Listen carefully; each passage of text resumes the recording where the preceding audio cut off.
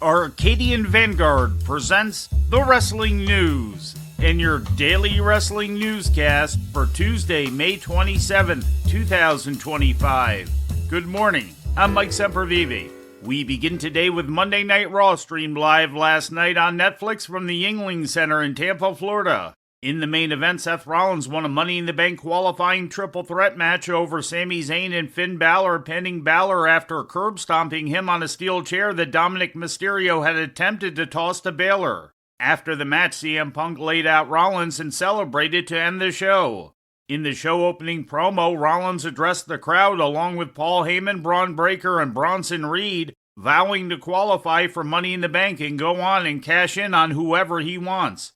I can do it whenever I want. I will do it however I want. I will cash in on whomever I want, and there is nobody who can stop me. And that is complete domination. That is total power, and that is why I am a visionary. I am a revolutionary. I am Seth.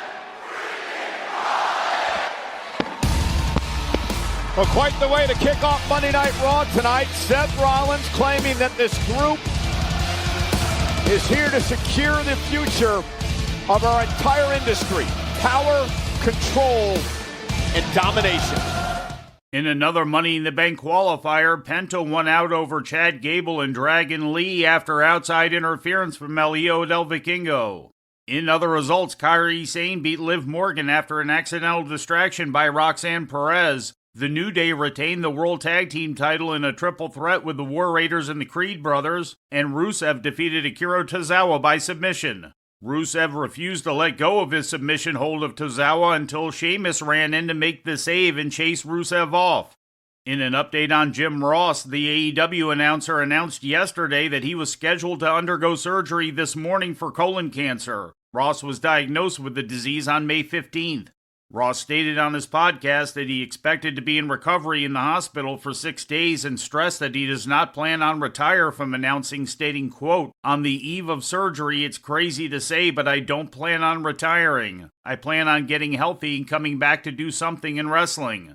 Tony Khan is amazing to me and told me I'm fine and everything's good. I still believe I could do my schedule, at least the pay-per-views. I think I could bring continuity," end quote. Ross added that he hoped to be back at the commentators' table in time for AEW's All In pay-per-view in July.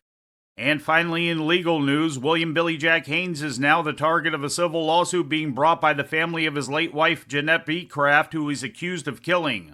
According to a report from KATU-TV, the estate of Beecraft is accusing Haynes of extensive elder abuse. The lawsuit alleges that Haynes committed mental, physical, and financial abuse for 5 years, forcing Beecraft to abandon her medical providers and family, as well as liquidating hundreds of thousands in retirement savings and buying a gun on his behalf. Additionally, the suit claims that Haynes got Beecraft hooked on heroin and methamphetamines, manipulated her into a fraudulent marriage, and got her to change her estate planning in order to cut off her family from any inheritance. The lawsuit seeks $750,000 in damages. Haynes has been in police custody since being arrested in February 2024 in connection with Beecraft's death. He was recently found mentally unfit to stand trial in the criminal case.